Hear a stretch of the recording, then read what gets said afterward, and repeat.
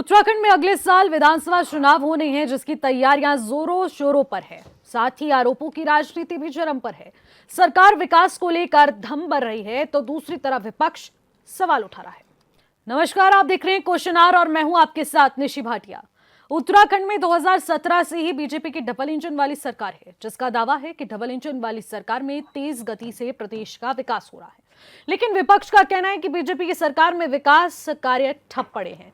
पहाड़ों से आज भी पलायन जारी है, युवाओं को रोजगार भी नहीं मिल रहा है। बीजेपी जो दावे कर रही है, आखिरकार वो क्या सच है, क्या झूठ है, और विपक्ष का इस विषय पर क्या कुछ कहना है, इसी पर आज चर्चा करेंगे। तो धामी सरकार का दावा कि विकास की नई उड़ान भरी है उत्तराखंड ने, विकास की नई ऊंचाइयों को अब उत्तराखंड छू रहा है।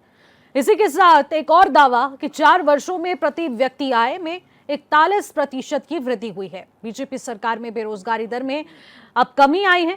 इसी के साथ बीजेपी सरकार में रिवर्स पलायन में बढ़ोतरी हुई है। एक और दावा पेश किया गया कि जिला अस्पतालों, मेडिकल कॉलेज के भीतर विकास हुआ है, उसको एक नए पायदान पर लाकर खड़ा किया गया है और दूरस्थ क्षेत्रों में संपर्क बढ़ाने को लेकर योजनाएं तैयार की गई हैं। कई सरकारी सेवाओं को ऑनलाइन किया गया है, जिससे कि पारदर्शिता बढ़ी है। ग्रामीण महिलाओं को सशक्त बनाने पर भी खास जोर दिया गया है। एक और दावा कि धार्मिक स्थलों के पुनर्विकास पर काम अभी भी जारी है, पहले भी किया जा रहा है।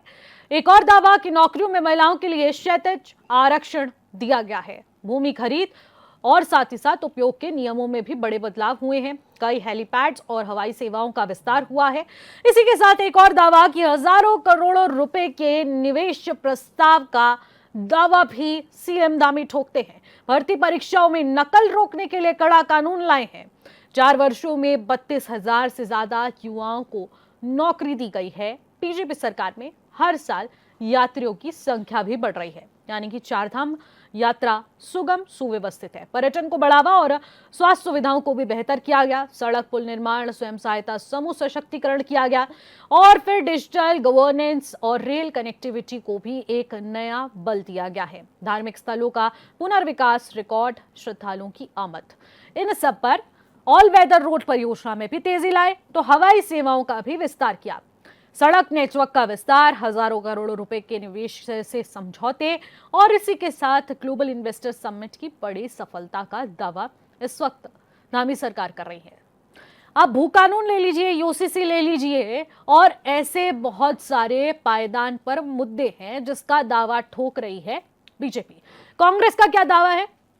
पलायन रोकने में नाकामी, निवेश जमीन पर कितना उतरा, ये कांग्रेस के सवाल हैं। इन सभी मुद्दों के ऊपर कि स्वास्थ्य सेवाओं पर अभी भी सवाल बना हुआ है, क्योंकि बेहतरीन स्वास्थ्य सेवाएं नहीं हैं। शिक्षा व्यवस्था पर पूरी तरीके से निराश हैं और एक वही निशाना बन चुका है। महंगाई एक बड़ा मुद्दा बन चुका है, हर एक चीज के दाम बढ़ रहे हैं। भर्ती घोटालों का आरोप लगाया जा रहा है कांग्रेस की तरफ से। कांग्रेस के ये जो सवाल हैं उसमें 4 धाम प्रबंधन पर भी सवाल उठे हैं। इसके साथ एक और सवाल कांग्रेस की तरफ से कि बढ़ते कर्ज पर घेराबंदी। एक और सवाल कानून व्यवस्था पर आखिरकार सरकार चिंतित क्यों नहीं है, क्यों नहीं बदलाव हो रहे हैं, क्यों नहीं ये कानून व्यवस्था को और बेहतर किया जा रहा है। आपदा प्रबंधन पर सवाल है कांग्रेस की तरफ से। कांग्रेस की तरफ से युवाओं के स्थायी रोजगार पर भी एक सवाल है कि आखिरकार उन्हें स्थायी रोजगार कब मिलेगा, विकास या सिर्फ प्रचार का भी सवाल इस वक्त कांग्रेस उठा रही है। तो यानी कि बहुत सारे दावे हैं और कहा जा रहा है कि सरकार हर एक जो सवाल कांग्रेस की तरफ से लगाया जा रहा है वो इन्हीं के जवाब से निकल कर आता है। एक तरफ सरकार जो दावे करती है वो अपने आप सवालों के घेरे में आ जाती है। आखिरकार इस पर सरकार क्या जवाब देगी, सरकार के पास क्या जवाब है और आखिरकार वाकई में जो जमीनी हकीकत है वो इससे कितने परे साबित है, इस पर आज हम खास चर्चा करेंगे। और लगातार जो हमने आपको कंपैरिजन दिखाया है, एक तरफ सरकार के दावे, दूसरी तरफ कांग्रेस के मुद्दे। एक मुख्य विपक्षी दल होने के नाते कांग्रेस के जो सवाल हैं, यूकेडी के जो सवाल हैं, वो अभी भी इस प्रदेश में जनता के जहन के मुद्दे बन चुके हैं।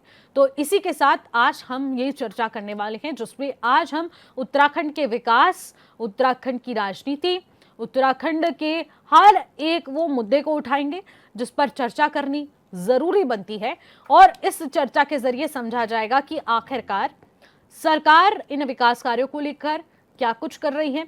और अभी 25 सालों के कार्यकाल में जब बीजेपी और कांग्रेस दोनों ने अपनी जिम्मेदारियां निभाई हैं, आखिरकार उनके जरिए उनके शासनकाल में कितना विकास हुआ है उसकी तुलना भी की जाएगी, और उस तुलना के आधार पर जनता क्या डिसाइड करेगी वो देखने वाली बात रहेगी। आज उस तुलना पर एक डिसीजन निकलेगा और समझने की कोशिश होगी कि आखिरकार इन सभी राजनीतिक पार्टियों के मैनिफेस्टो में विकास जो एक मुद्दा बना हुआ है उसका दूरदर्शी रोड मैप सरकार के पास क्या रहने वाला है। आज इसी पर हम लोग खास चर्चा करने वाले हैं।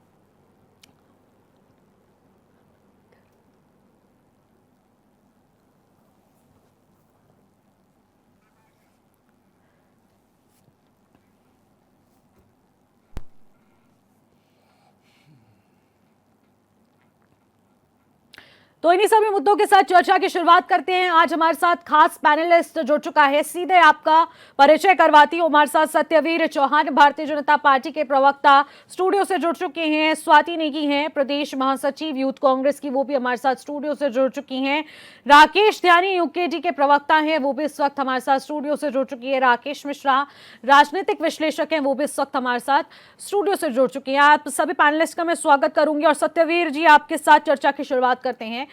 25 सालों में एक विकास को कहा जा रहा है नई ऊंचाइयों पर बीजेपी की सरकार लेकर गई है। डबल इंजन से ट्रिपल इंजन तक अगर हमें पहुंचना है तो हमें चुनना जरूरी है, क्योंकि हम विकास के नाम पर उत्तराखंड की तस्वीर बदलने में सक्षम साबित हो रहे हैं। क्या कहना चाहेंगे इस पर? यह आप ही लोगों का स्टेटमेंट है। राज्य गठन से अब तक जितने भी हमारे पार्टी से जिनको नेतृत्व सरकार में मिला है, उन्होंने भरसक प्रयास किया है कि उत्तराखंड जिन बुनियादी मांगों पर बना था, या जो उस समय आंदोलनकारियों की, या जो उस समय राज्य के गठन के समय और गठन से पहले जो विषय सामने रखे थे, उन सभी विषयों को एड्रेस करने का काम भारतीय जनता पार्टी ने किया जब जब जनता ने हमको आशीर्वाद दिया। और इस समय आप देखोगे कि 2017 में इस प्रकार का परिवर्तन इस उत्तराखंड में होता है। यहाँ का राजनीतिक परिवेश जो था, उस परिवेश को पूर्ण रूप से बदलने का काम यहाँ की देवतुल्य जनता ने किया। आप देखिए 2017 एक ऐतिहासिक मोड़ पे आता है कि जब भारतीय जनता पार्टी को पूर्ण मेजॉरिटी दी जाती है यहाँ की जनता द्वारा।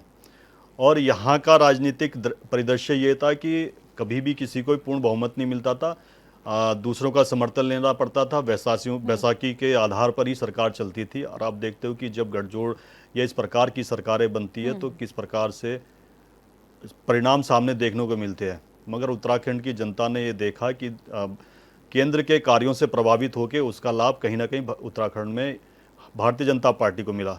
मगर उसका असली परिणाम तब आता है जब 2022 में हम चुनाव के बीच में जाते हैं और फिर से पूर्ण बहुमत की सरकार भारतीय जनता पार्टी की बनती है।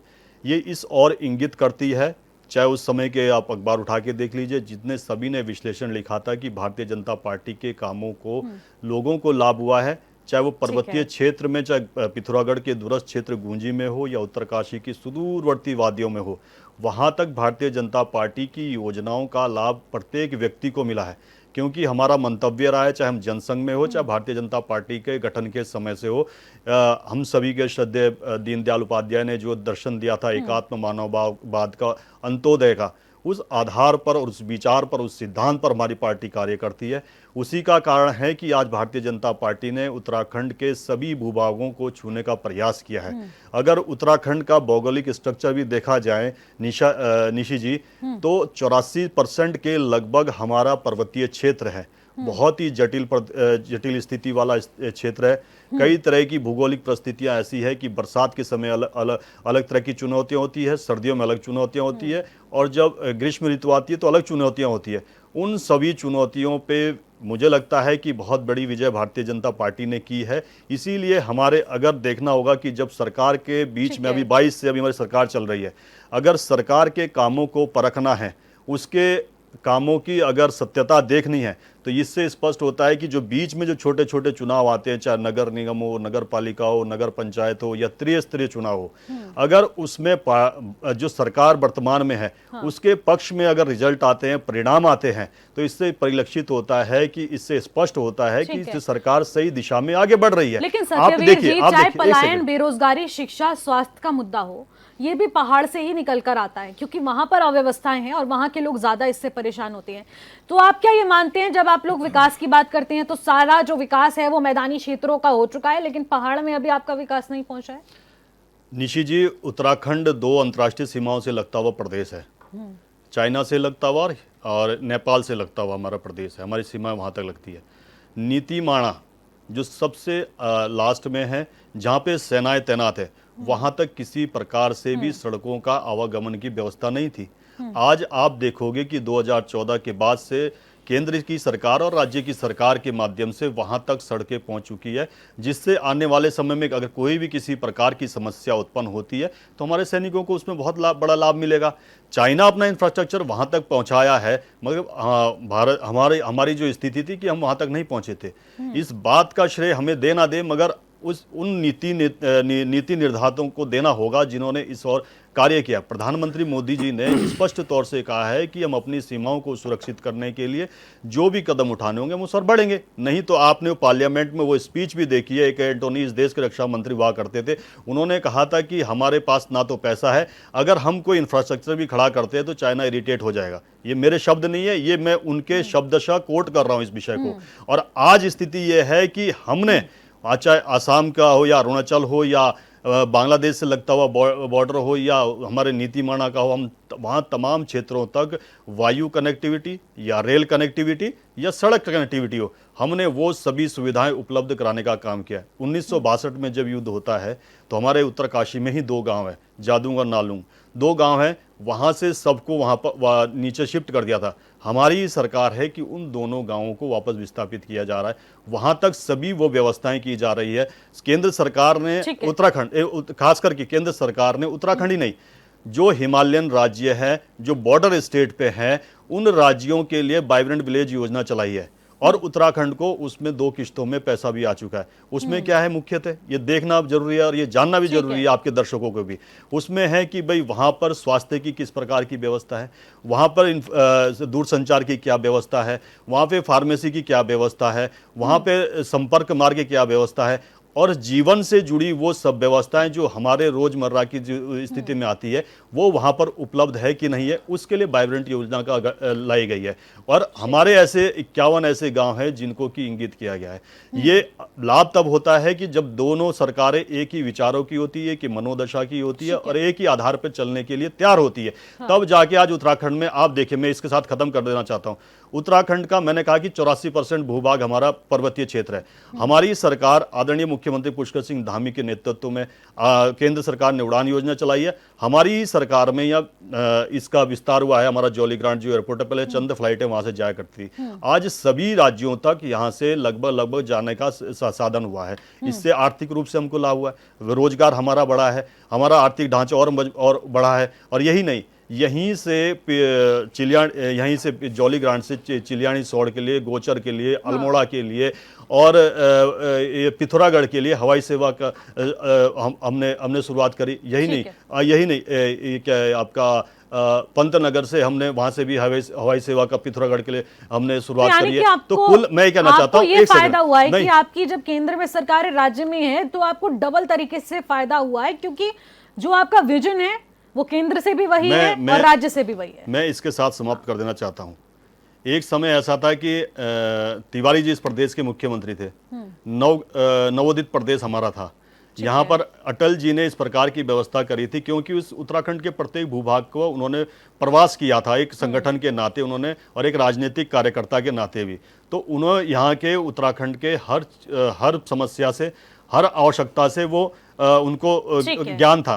तो उन्होंने उत्तराखंड को विशेष राज्य का पैकेज दिया, मगर हरीश रावत के समय आते आते वो विशेष राज्य खत्म होता है, मगर उन्होंने एक बार भी उसकी पहल नहीं करी। ये हमारा उत्तराखंड का दुर्भाग्य था कि उन्होंने पहल नहीं करी, मगर अपनी कुर्सी बचाने के लिए दिल्ली की अनुकंपा कैसे बनी रहे उसके लिए लगातार उन्होंने दिल्ली दौड़ करी।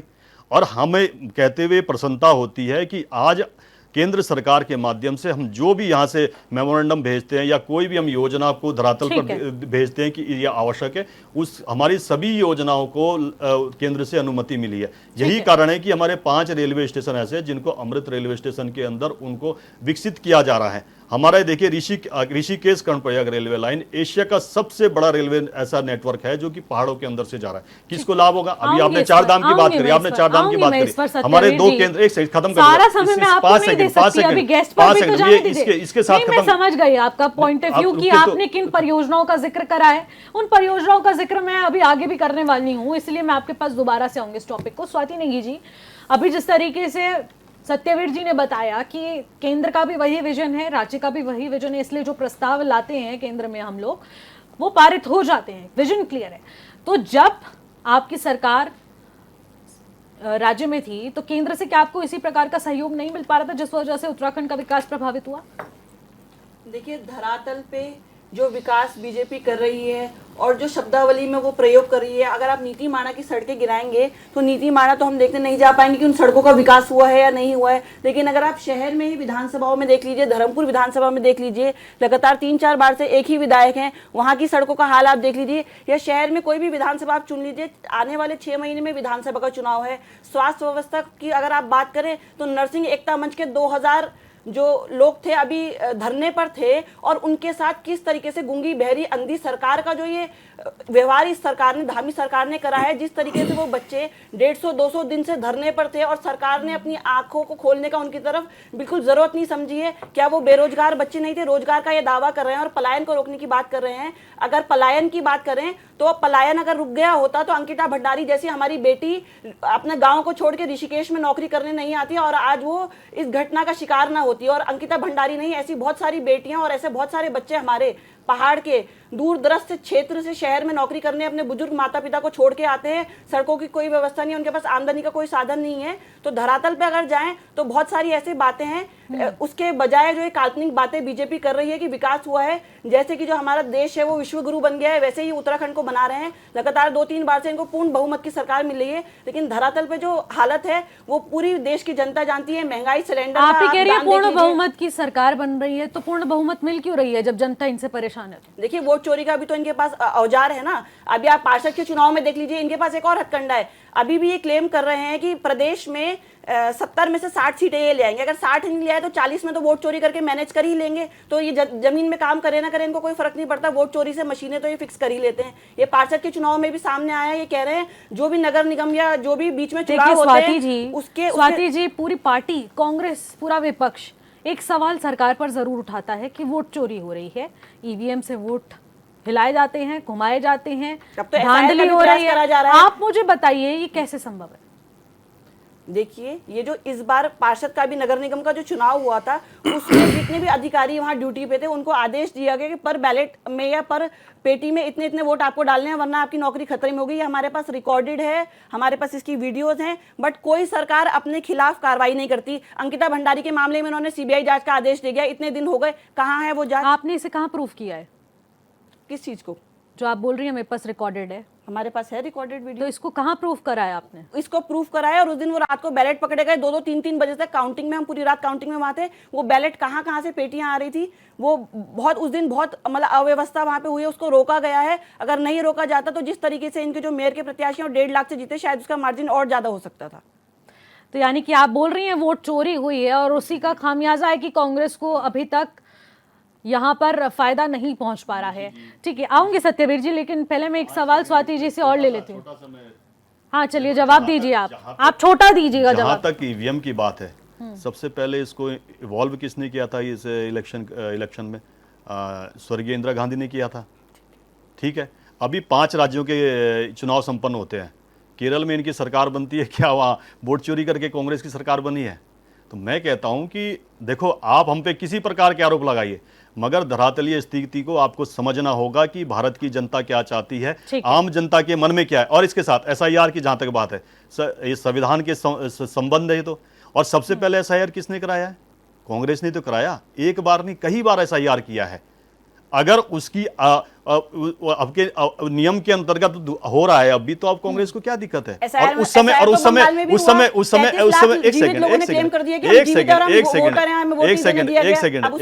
एक मिनट रुकिए ना। और एसआईआर में उन सभी नियमों के अंतर्गत, अच्छा अभी सुप्रीम कोर्ट तो गए थे ये, गए थे सुप्रीम, एक सेकंड रुके ना, सुप्रीम कोर्ट गए थे, सुप्रीम कोर्ट ने क्या बोला है? 34,000 वापस भी अरे अभी एक हफ्ता भी नहीं हुआ है, एक हफ्ता भी नहीं हुआ, अभी क्या बोला है उसने? उससे पहले वाले में आई है ना, एक मिनट रुके, 90,000 आदमियों को नाम करता था, 34,000 वापस भी तो आए, जब सुप्रीम कोर्ट में गई थी। एक मिनट रुके, ये प्री एसआईआर होता है और फिर उसके बाद दोबारा ऑप्शन आपको दिया जाता है। अगर कोई छूट गया है तो उसको फिर से इंक्लूड किया जाता है। और एसआईआर में अभी कितने प्रश्न खड़े किए थे सुप्रीम कोर्ट के अंदर, सारे धराशायी हुए।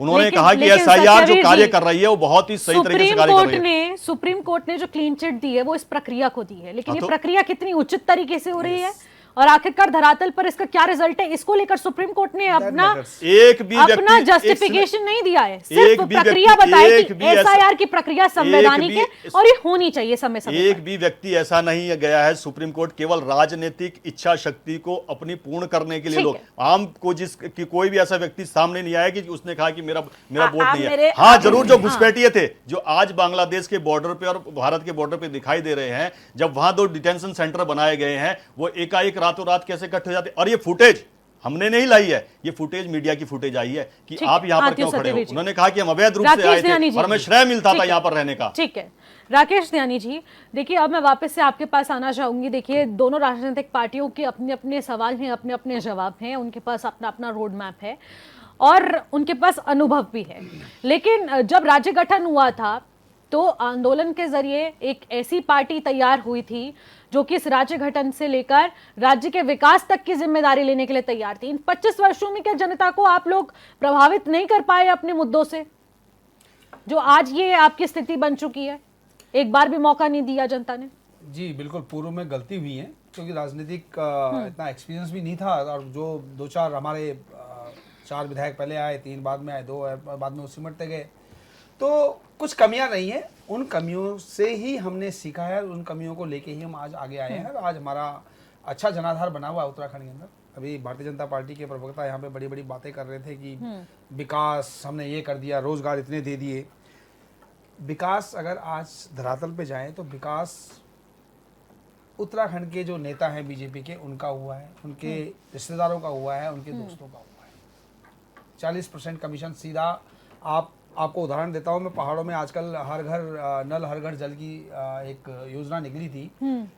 पहाड़ों में नल तो लग गए क्योंकि सबको अपना 40% कमीशन लेना था, लेकिन उन नलों में आज जल नहीं है। काम हो गया, कॉन्ट्रैक्ट मिल गया, जनता जाए भाड़ में, जनता से कोई लेना देना नहीं है। मतलब इनकी जो सड़कें देख लो, आजकल आप खुलेआम वीडियो चल रहे हैं कि जो इंडियन रोड कांग्रेस के जो मापदंड है या एनएचएआई के हैं, एनएचएआई का काम ठीक है चलो, उनकी क्वालिटी देख लीजिए। जब आप सड़क मिट्टी के ऊपर जो है बिटुमिनियस रोड बन रही है, हाँ कैसे हो सकता है ये सब? कि कहाँ गया इनका इंजीनियरिंग पैटर्न? उसके एक सिस्टम है ना, आईआरसी का एक नॉर्म्स है कि सड़क बननी है तो ऐसे बननी है। वहाँ पे क्यूरिंग होती ही नहीं है, मिट्टी के ऊपर जो है आपने डाला, वो मिट्टी को हाथ से लोग उखाड़ रहे, दिख रहा है साहब। तो ये विकास है इनका।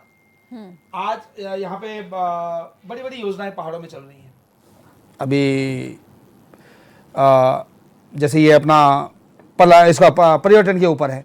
पर्यटन में किनका विकास हुआ है, किनको विकास किया आपने? सोलर सिस्टम आपने उरेडे के अंदर में लगाया है, तो वहां पे लीज पे आपने 99 ईयर्स के लिए जो है लीज पे वो जमीन दे दी।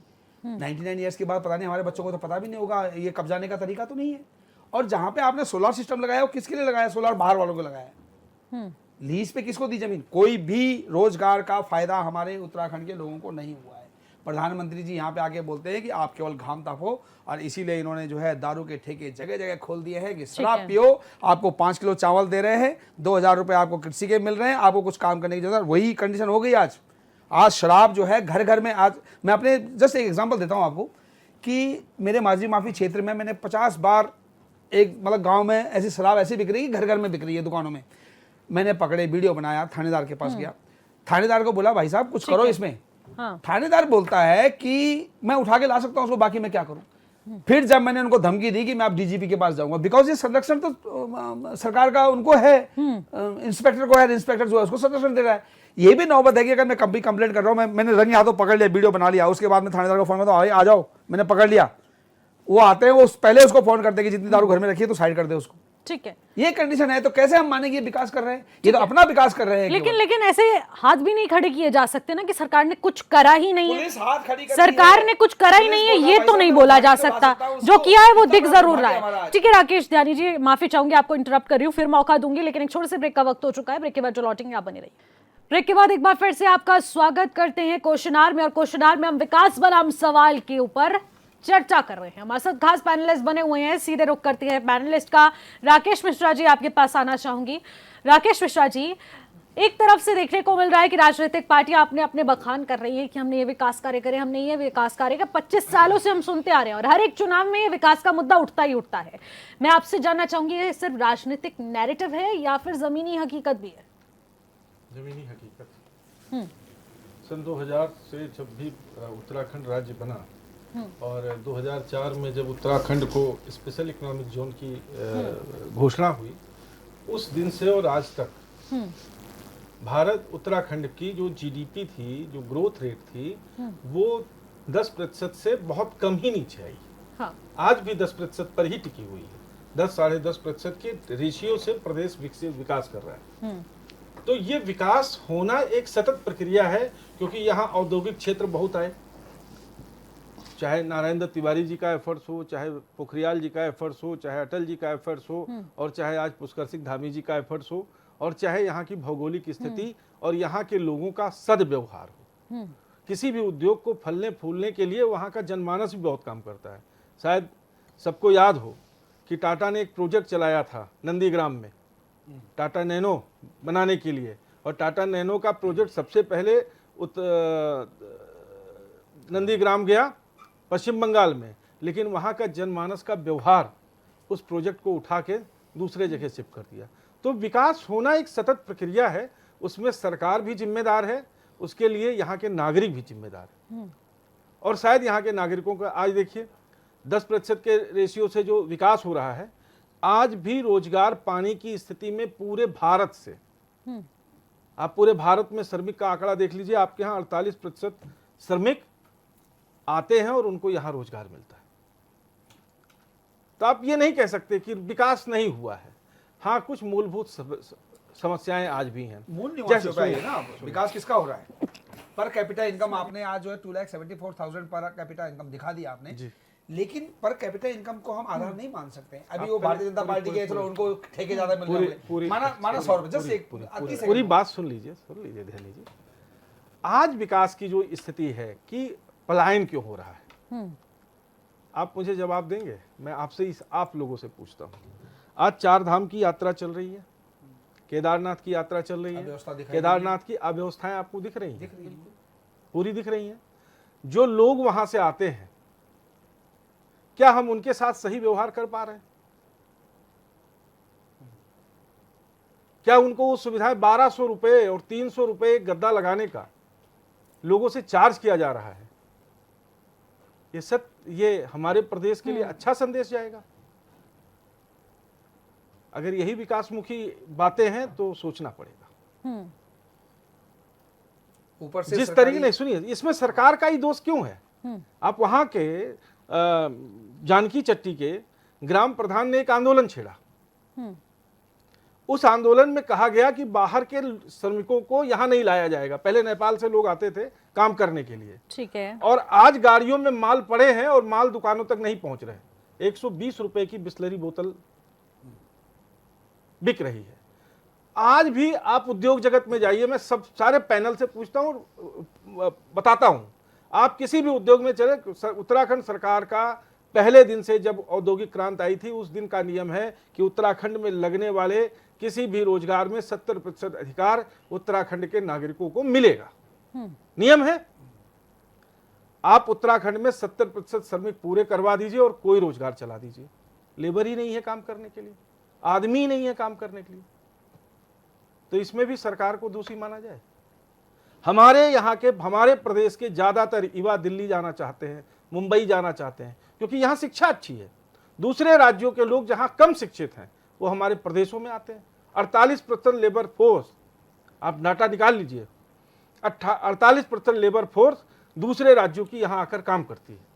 ठीक है। और ये कह रहे हैं कि पलायन हो नहीं रहा है, हमारे पास लोग नहीं है काम करने के लिए, पलायन करके दूसरे देशों में काम ढूंढने चले हैं क्योंकि हमारे पास काम नहीं है। और ये कह रहे हैं पलायन हो नहीं रहा है। मैं वही बात कहना चाहता हूं कि अगर आप सच में इस प्रदेश का भला चाहते हैं तो लाइए उद्योग के सामने खड़े हो जाइए। उनका नियम है, आपके प्रदेश का नियम है, और बाइलाज में लिखा है कि उन्हें 70% मजदूरी, 70% एम्प्लॉय उत्तराखंड के ही रखने हैं। लेकिन शायद ही मिले। आप किसी उद्योग में चले जाइए, क्योंकि मैं श्रमिक क्षेत्र से जुड़ा हूं, मैं जानता हूं, मेरे सामने भी वो कोरम पूरा करने के लिए बार बार बाध्यता होती है, और मैं प्रदेश के हर एक ITI और हर जगह जाता हूं। आज भी मुझे 100 ITI की जरूरत है, लेकिन नहीं मिलेंगे, हमें दूसरे राज्यों से लाके देना पड़ेगा। अब आप इसमें किसका दोष मानेंगे? क्योंकि साधन है। तो ऐसे तो फिर सरकार हाथ खड़े कर ले। जी, ऐसे तो फिर सरकार हाथ खड़े कर ले। जैसे इतने इन्वेस्टर सबमिट कर रही है, ऐसे सबमिट क्यों नहीं करा रही कि युवाओं को रोजगार दिया जाएगा? ऐसे कैंप्स क्यों नहीं करा रही? अगर आपको 1,000 ITI चाहिए तो हमारे क्या आपके समझ रहे हैं हमारे प्रदेश में 1,000 ITI के बेरोजगार बच्चे नहीं है जो घर में बैठे हैं, पर उन्हें इस अपॉर्चुनिटी का पता कैसे चलेगा? सरकार क्यों इसके लिए कोई कदम नहीं उठा रही है? सरकार सिर्फ झूठे दावे दे रही है। लोग आते हैं काम करने के लिए, एक दिन आएंगे, 2 दिन आएंगे, क्योंकि यहाँ पे जो इनकम ऑफ सोर्सेज है वो ठीक है बनिस्बत दूसरे राज्यों के।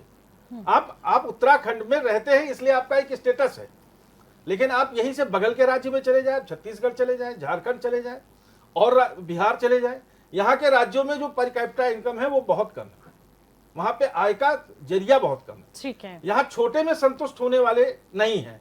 अब आप ही बताइए कि जो स्थिति आज आप केदारनाथ यात्रा पे बनी हुई है उसमें किसका दोष है? सरकार की। अब आप बताइए, आप दूसरे राज्यों की यात्राओं पे जाइए, आप यहीं से राजस्थान चले जाइए, राजस्थान में जो यात्राएं चलती हैं वहां पे वहां के लोकल लोग लाखों भंडारे चलाते हैं। हमारे उत्तराखंड 4 धाम में कितने भंडारे चलते हैं, बड़े महात्मा जी हैं यहाँ पे, बड़ी बड़ी फोटोएं आती हैं, लेकिन किसी महात्मा ने, किसी आश्रम वाले ने कोई भंडारा कैंप चलाया हो तो बताओ। तो सरकार अपना काम छोड़ देना, महात्माओं को बिठा दो सरकार में, अगर काम उन्होंने करना है, खाना उन्होंने खिलाना है। मैं आपसे पूछता हूं, मैंने आपसे प्रश्न किया। वहाँ चल रहा है, ये भी भंडारे भी चल रहे हैं, वहाँ पे दुर्गम स्थिति है, सरकार अपना काम करे ना। अब आप चार धाम यात्रा मैं आपसे यही पूछता हूँ, कितने लोगों ने ये पुनीत कार्य शुरू किया? सब कर रहे हैं। लेकिन हर विकास कार्य में चार धाम यात्रा है, ये सब व्यवस्थाओं की है। 4 धाम यात्रा पे हमारी बहुत बड़ी इकोनॉमिक जुड़ी है मैम। देखिए 4 धाम यात्रा हमारे देश के लिए, हमारी 60,000 रुपए पेमेंट उसका जो है मंदिर समिति से हो रहा है। हमारे प्रदेश की इकोनॉमिक की रीढ़ है 4 धाम यात्रा। सच्चाई ये है, अगर उसे हम सुचारू रूप से चला ले जाएंगे तो शायद लाखों लोगों का रोजगार। आपका जो लेबर कमिश्नर का जो रेट रखा हुआ है ना यहाँ पे देहरादून के अंदर 13,018 रुपए रखा हुआ है जी। 13,018 रुपए में सर्वाइव कर पाएंगे आप? और मिनिमम ठेकेदारों ने वो कॉन्सेप्ट ले लिया कि मिनिमम जो वेजेस है 13,018। आप टेक्निकली क्वालिफाइड है, आप ITI होल्डर है, आप डिप्लोमा होल्डर है, आपको भी नॉन स्किल्ड में रखा गया है और पैसा नॉन स्किल्ड दिया जा रहा है, काम लिया जा रहा है फैक्ट्री में, मशीनों पे। बिल्कुल तो आप जाइए वहां एक बार, देखिए क्या व्यवस्था है। ये कौन देखेगा? 13,800 कुछ रुपए स्किल की तनख्वाह है। अब नॉन स्किल की बात, दूसरे नॉन स्किल की बात, लेकिन उत्तर प्रदेश में स्किल वाले को नहीं मिल रहा है सर। वहां पे मैं बोल रहा हूँ मशीनों पे काम कर रहे हैं, लेकिन नॉन स्किल की तनख्वाह मिल रही है उसको, और अंदर जो है मशीनों को लगाया जा रहा है। आप उत्तर प्रदेश, चार धाम यात्रा जो है, उत्तराखंड की बात कर रहे हैं। चार धाम यात्रा जो है वो आस्था का प्रतीक है, लेकिन बीजेपी की सरकार ने इसे मात्र एक बिजनेस बना दिया है। मुख्यमंत्री धामी जी खुद पहुंचे हैं यात्रा की शुरुआत में व्यवस्था देखने के लिए। उन्होंने आश्वासन दिया है कि सारी व्यवस्थाएं सुगम है, स्वास्थ्य की कोई भी ऐसी व्यवस्था नहीं थी। आज धरातल पे आपको दिख जाएगा कि कितने लोगों को आपने वहां पे ऑक्यूपाई कर लिया है। क्या हमारे पहाड़ों की उतनी कैपेसिटी है? क्या पहाड़ उतने लोगों को झेल पाएंगे? 25 किलोमीटर का जाम है। अगर कल के दिन कोई दुर्घटना घट जाती है या कोई आपदा आ जाती है तो उसकी जिम्मेदारी क्या सरकार के पास? रेस्क्यू के लिए कुछ जिम्मेदारी है, कोई बैकअप प्लान है बीजेपी की सरकार के पास? आप इनवाइट तो कर लिया आपने पूरे देश भर से टूरिज्म को। आप इस प्रदेश के मुख्य विपक्षी दल हैं, आपकी तरफ से क्या सुझाव है इस राष्ट्रीय चैनल पर कि जिससे यात्रा को सुचारू रूप से चलाया जाए? क्या आने वाले यात्रियों को रोक दिया जाए कि हमारे प्रदेश में ना आए? देखिए लिमिटेड यात्रियों को यहाँ पे बुलाया जाए, जितनी पहाड़ की इनको तो कैपेसिटी है। तीर थपथपाना है कि 10 लाख आदमी आ गए। हाँ बस ऐसी इनको बात देखिए आप, देखिए आपने 12 लाख, देखा, अगर आज 12 की लाख डेट में लोग आ 27 गए, लाख तीर्थ देखिए आपने- जैसे 2011-12 में आपदा आई थी, अगर फिर वैसी स्थिति निशी बनती है, जी, कहीं बादल फटता मैं है, कुछ होता काफी है, देर तो से 12 लाख लोगों की जान की जिम्मेदारी क्या मुख्यमंत्री धामी जी लेंगे? क्या मुख्यमंत्री की धामी जी के घर से कोई वहां पे अगर किसी के साथ दुर्घटना हो जाती है, अभी हाल ही में एक व्यक्ति है जिसके पिताजी की बॉडी के लिए वो मुख्यमंत्री धामी के आगे रोते रहे कि मेरे पिताजी की बॉडी आप नीचे ठीक है। पहुंचा दीजिए, डीएम से बात करी, पर उन्होंने कोई जिम्मेदारी नहीं ली। लेकिन विज्ञापनों देखिए ये में सवाल चारधाम हमने यात्रा सुगम तरीके उठाया से था, चल रही ये है। हमने निशी जी। सवाल उठाया था कि एक कैपेसिटी निर्धारित होनी चाहिए चारधाम यात्रा के लिए, जिससे कि एक सुचारू संचालन भी हो, ट्रैफिक जाम से भी निजात मिली जाए। क्योंकि जब चारधाम यात्रा शुरू होने वाली थी, हमने अव्यवस्थाओं और पिछले साल की चारधाम यात्राओं पर बहुत अच्छा डिस्कशन किया था। फिलहाल विकास कार्यों पर आते हैं, बैक टू विकास कार्य, क्योंकि हम विकास कार्यों की बात कर रहे हैं। इसमें चारधाम यात्रा और जो बाकी हम लोग विषय उठा रहे हैं, चाहे वो रोजगार का विषय हो, चाहे हम सड़कों का विषय उठा रहे हैं। सत्यवीर जी, आपसे ही सवाल लेना चाहूंगे, क्या इस पैमाने में विकास में जब आप लोग बातचीत करते हैं तो आप स्वास्थ्य, शिक्षा, इनको क्या छोड़ देते हैं? ये पैमाने में नहीं आते विकास के? निशी जी, मुख्यतः यहाँ पर 3 प्रश्न आए हैं, एक डेवलपमेंट, एक जॉब और एक चारधाम यात्रा। सबसे पहले जाऊंगा मैं डेवलपमेंट पे। एक होता है विकास, मेरी बात को जरा ध्यान से सुनना। हाँ। एक होता है विकास, एक होता है समग्र विकास। हाँ। और मैंने शुरू में ही इस बात को इंगित किया था, किसी ने इस पर ध्यान नहीं दिया। आज उत्तराखंड में प्रत्येक व्यक्ति को केंद्रित रखते हुए समग्र विकास हो रहा है। मैंने आपको शुरू में बताया कि उत्तराखंड इस प्रकार का प्रदेश है, इस प्रकार का इसका स्ट्रक्चर है कि वहाँ पठार भी है और पहाड़ भी है। और आज जो योजना पठार में है, मैदानी क्षेत्र में है, वही योजना पहाड़ में जा रही है। आज किसी के साथ भी तुष्टीकरण के भाव से एक भी कार्य नहीं किया जा रहा है। हमारी पिछले 9 वर्ष की, 9.5 वर्ष की सरकार में आप देख सकते हो कि हमने एक भी लांछन उत्तराखंड के आत्मसम्मान, उसके गौरव पे नहीं आने दिया। नहीं तो हमने वो वीडियो और फुटेज भी देखे हैं कि जहां से योजनाओं का संचालित होता है, प्रदेश की दिशा और दशा निर्धारित की जाती है, नीतिगत फैसले लिए जाते हैं, वहां पर इस प्रदेश का मुख्यमंत्री कहता है कि तुम भी खाओ, मैं भी खाता हूं। एक सेकंड, मैं आपके बीच में नहीं बोला, मैं आपके बीच में नहीं बोला। एक सेकंड रुकिए ना, ऐसे ये कोई तरीका नहीं होता है। आप बहुत सीनियर है, ऐसे ये कोई तरीका नहीं होता। मैं किसी के बीच में नहीं बोला, मैंने बड़े धैर्य से सुना और अब मेरा समय है, मुझे बोलने दीजिए। तो वहां से आप अपने समय पे आपने जो प्रश्न खड़े किया है, मैं उसका उत्तर दे रहा हूं। अगर आपको उत्तर चाहिए तो मुझे कृपया सुनिए। तो उस समय वहां से ये स्पष्ट तौर से निर्देश हुआ करते थे कि मुझे खाना है, मुझे राजमाता तक पहुंचाना है, मेरी ये धृष्ट राष्ट्र की आंखें हैं, जिसको जितना लूटना है इस प्रदेश को लूटिए। और इसी आधार पे लीसा लकड़ी बजरी चोर के नाम पर यहां से सरकार गई थी। आज उत्तराखंड में देख लीजिए कि हम अभी, मैं नहीं कहता हूं कि उत्तराखंड सरकार की रिपोर्टें या उत्तराखंड की स्वतंत्र जो एजेंसियां उनकी रिपोर्टें आप दरकिनार कर दीजिए, मगर भारत सरकार की जो स्वतंत्र रिपोर्टें आई है, जो उन्होंने उत्तराखंड और अन्य जो हिमालयन प्रदेश और अन्य प्रदेशों के सापेक्ष दिखाई है, उत्तराखंड का जीडीपी हो, एसजीडीपी हो या उत्तराखंड का सामान्य रोजगार हो, उत्तराखंड प्रथम स्थान पर है। यह दिखाता है कि हमने, हमारे लिए भारतीय जनता पार्टी के लिए कभी भी, चाहे हम जनसंघ में हो चाहे भारतीय जनता पार्टी में हो, हमारे लिए सत्ता कभी साध्य नहीं हुई है। हमारे लिए सत्ता हमेशा लोकतांत्रिक माध्यम से लोगों को केंद्रित करते हुए उनके हितों को किस प्रकार से साधा जा सकता है, उस ओर हम केंद्रित रहते हैं। जहां तक जॉब की बात है, मैं कहना चाहता हूं कि जॉब के कई प्रकार के प्रारूप होते हैं। आप ये देखिए कि अगर किसी को इसरो में जॉब करना है, डीआरडीओ में जॉब करना है, किसी को, एक सेकंड रुक जाइए, मैं आपके बीच में नहीं बोला हूं, ठीक है? और बेहतर रहेगा कि आप सुनिए। अगर किसी को कई प्रकार के मैंने प्रारूप बताए हैं, अगर उसको वहां पर उसको चांस मिलता है, उसको लगता है कि मेरा स्वर्णिम भविष्य में, आप कैसे रोक सकते हो उसको? और जहां तक चारधाम की यात्रा की बात है, मैं बताना चाहता हूं, इसी चारधाम के लिए सबसे अधिक अगर कार्य करने का काम किया, हमें श्रेय मिला ना मिले, मगर उत्तराखंड की जनता और जो बाहर से आ रहे हमारे धर्मानुरागी हैं, उन सबको इस बात का ज्ञान है कि पहले क्या था और क्या अब है। आप ये देखिए कि जब ऑल वेदर रोड बन, मैं चलो ऑल वेदर पे बात आता हूं, 2011 में इस प्रदेश के मुख्यमंत्री डॉक्टर निशंक थे। यमुनोत्री की इन्होंने बात करी, अभी जानकी चट्टी की इन्होंने बात करी, यहां पर राकेश मिश्रा जी ने, जहां उस 2011 में वहां पर रोपवे की स्वीकृति उस समय निशंक जी के द्वारा करवाई गई थी। यहां पे सत्ता का परिवर्तन होता है, विधर्मी सरकार आती है और हरीश रावत ने उसको रोकने का प्रयास किया। और यही मुख्यमंत्री आदरणीय पुष्कर सिंह धामी जी ने, चाहे आपका यमुनोत्री का रोपवे हो, चाहे केदारनाथ का रोपवे हो, और यही नहीं, हमारा जो प्रमुख स्थान है सिखों का वो हेमकुंड साहिब, वहां के लिए भी रोपवे का निर्माण की अनुमति दिलाई है। और यही एक सेकंड मुझे कंप्लीट करने दीजिए, मैं बहुत देर से सुन रहा मैं हूं। क्वेश्चन कर सकती हूँ, मैं एक क्वेश्चन और कर सकती हूँ। महत्वपूर्ण विषय पे आ रहा हूँ। नहीं, मैं एक सवाल आपसे लेना चाहूंगी। एक और महत्वपूर्ण विषय मैं पे आ रहा हूँ, आपसे मेरे को एक सुनिए, सवाल लेना चार धाम पे चाहूंगी। आ रहा हूँ, मैं उनसे कहीं मैं आपसे सवाल ले रही हूँ, आप आप इसी को just- समअप कर सकते हैं, उस सवाल को भी अपने पॉइंट के साथ जोड़ सकते हैं। मैं ये आपसे जानना चाहती हूँ कि जब हम समग्र विकास की हम बात कर रहे हैं, बार बार विकास को लेकर सरकार हमेशा क्यों डिफेंडेबल होती है? मैं आपसे ये जानना चाहती हम हूँ। कोई डिफेंडेबल नहीं है, जब हो रहा है तो हो रहा है विकास। हम कोई डिफेंडेबल नहीं है, हाँ। मगर लोकतंत्र मतलब में आपके जो पूर्व मुख्यमंत्री दो ने आपके ऊपर जो मतलब बात की है वो गलत है या झूठे थे? तो लीजिए, आपके नहीं सर, प्रश्नों का आपको ही उत्तर सुनते आ रहे दे हैं रहा हूं, हम। इतनी दिक्कत हम क्या हो रही है आपको ही आपको? सुन रहे हैं, आप हमारे मतलब पास आपको लीजिए, उत्तर विपक्ष सुनने में में हम दिक्कत हैं। आ रही है। अगर तीरथ सिंह रावत जी ने उंगली उठाई है, त्रिवेंद्र सिंह रावत जी ने उंगली उठाई है, तो उस पर आप जवाब दीजिए। उन्होंने आपके भ्रष्टाचार में उंगली उठाई है और आप बिल्कुल अपने आप को तटस्थ कर रहे हैं। कैसे डिबेट में बैठते हैं? तो सर मैं बोल रहा हूँ, अब आप जवाब सुनिए उसका ना, दीजिए ना। आपको समय आप देगी पूरी निशी पूरी जी। कहानी बताइएगा। आप- समय तो आपने सबसे ज्यादा दिया राकेश जी है। रुक गए। मैंने समय तो आप दे रहे हैं। सुना। हम तो अब हमें सुनिए ना, मैं तो हम बीच सवाल में पूछ रहे हैं, बिल्कुल उसका जवाब नहीं ठीक है दीजिए। राकेश जी, मैं जो आपके पास डेकोरम आती हूँ। होना चाहिए उस डेकोरम डेकोरम में ही चल रहे हैं। मैंने डेकोरम को ये कोई डेकोरम नहीं है, मैं ऐसा नहीं है कि आप- पहली बार यहाँ आ रहा हूँ। नहीं, ऐसा नहीं है कि मैं किसी हम चैनल में सम्मान पहली बार करते हैं आ रहा हूँ। आपका, अच्छी बात है। मुझे पता है कि कैसे समय किसके कम समय है, पे कितना ऐसे बचे। टाइम हाँ, तो किल हो सुन लीजिए। जाएगा। हाँ, इसीलिए मैं कह रहा हूँ। हाँ। हाँ, दूसरा मैं बताना चाहता हूँ कि अभी आपने प्लान की बात करी, रिवर्स प्लान के आंकड़े तो सरकार ने दिए हैं कि कितने लोग वापस आए हैं, ठीक है। मगर मैं एक बताना चाहता हूँ कि हमारी चार धाम की यात्रा कहाँ से शुरू होती है? ऋषिकेश से, हरिद्वार जिले से शुरू होती है। चलो हरिद्वार पठार में आता है, ऋषिकेश भी लगभग आप समझ लो कि मैदानी क्षेत्र में आता है। उसके बाद क्या आता है? टिहरी जिला आता है, उत्तरकाशी जिला आता है, रुद्रप्रयाग जिला आता है, चमोली जिला आता है।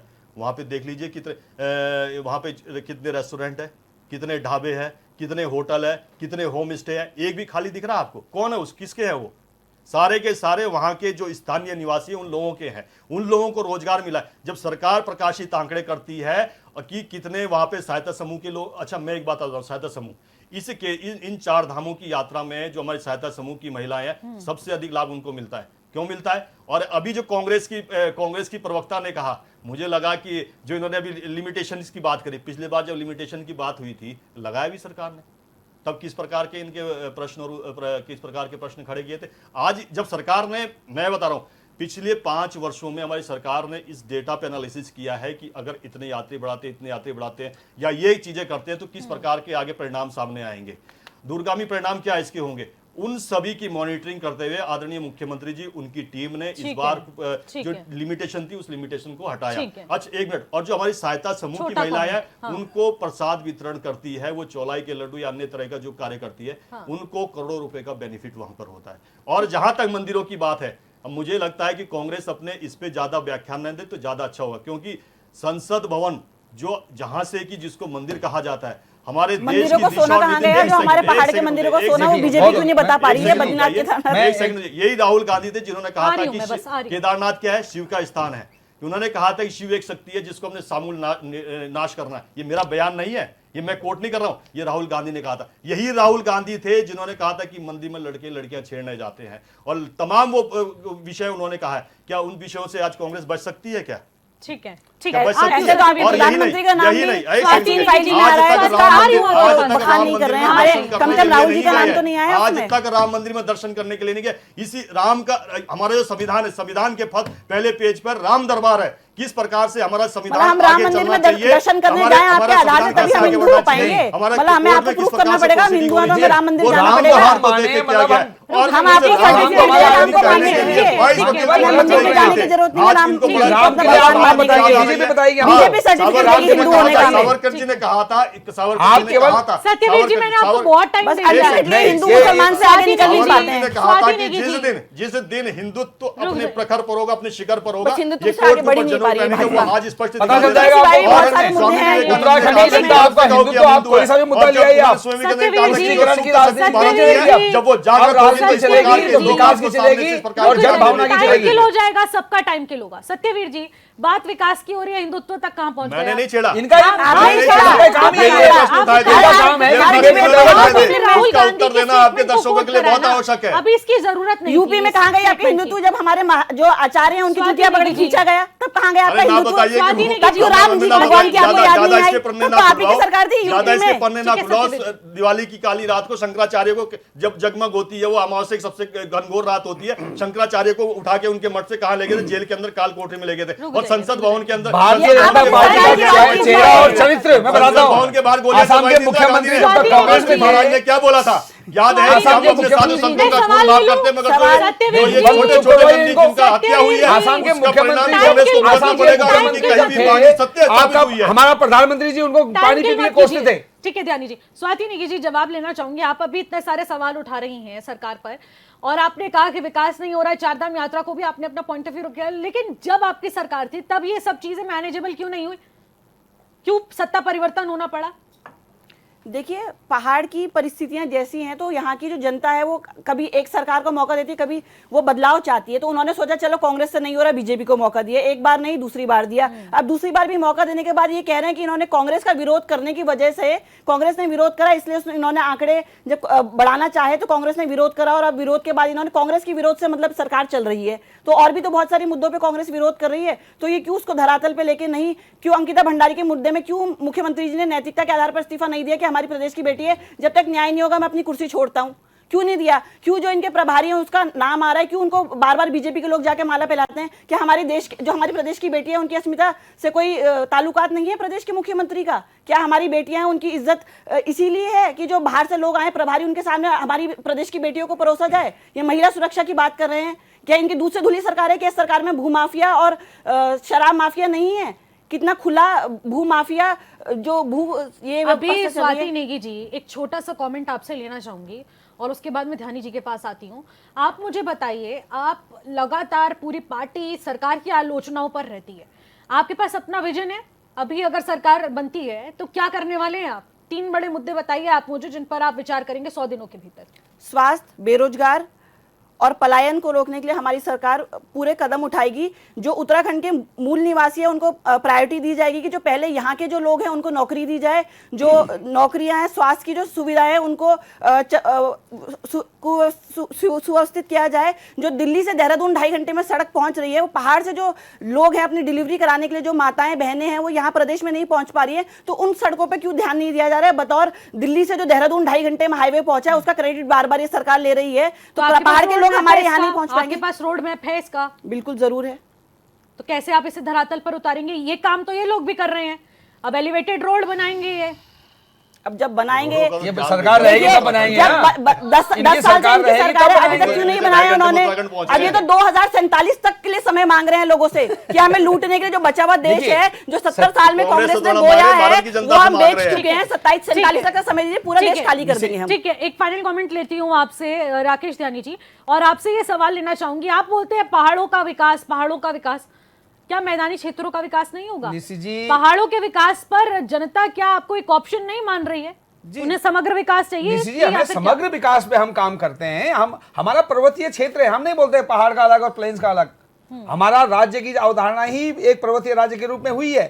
तो मेरा एक पॉइंट इनसे ये है कि अगर आपने जो 2.5 घंटे का जो एक्सप्रेसवे बना दिया है, उस दिन से, जिस दिन से वो एक्सप्रेसवे खुला है, उस दिन से देहरादून के अंदर क्या व्यवस्था फैली हुई है। ऋषिकेश हरिद्वार के रोड पर लोग कमा रहे हैं, होटलों में हरिद्वार खाली पड़े, लेकिन यहाँ से लोग सब उस रोड पर, देहरादून के अंदर जाम भरा पड़ा है, देहरादून के अंदर जाम लगा हुआ है। आप आए होंगे, आपको खुद दिखा होगा, लेकिन आप मानेंगे नहीं उस चीज को। आप रिवर्स प्लान की बात कर रहे थे, आप रिवर्स प्लान की बात कर रहे थे। रिवर्स प्लान मान्यवर, रिवर्स प्लान तभी हो पाएगा जब आप गोल्ड खातों में लोगों को प्रॉपरली लोन देंगे। आज लोन तक नहीं ले पा रहे उनमें। आप गैरसैंण राजधानी डिक्लेयर करेंगे तभी रिवर्स प्लान होगा। ठीक है, लेकिन आप करेंगे नहीं वो काम, आप केवल लॉलीपॉप खिला रहे लोगों को। इनके नेताओं को ठंड लग रही है। Rakesh Mishra ji, final comment 10 second.